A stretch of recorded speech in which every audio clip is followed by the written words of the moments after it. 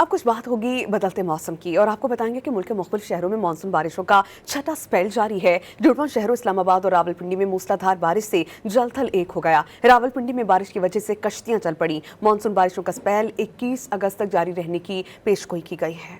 मुख्तलिफ शहरों में मूसलाधार बारिश की जोरदार एंट्री। रावलपिंडी और इस्लामाबाद में नशेबी इलाके ज़ेरे आब आ गए। रावलपिंडी में अब तक 130 मिलीमीटर बारिश रिकॉर्ड की गई।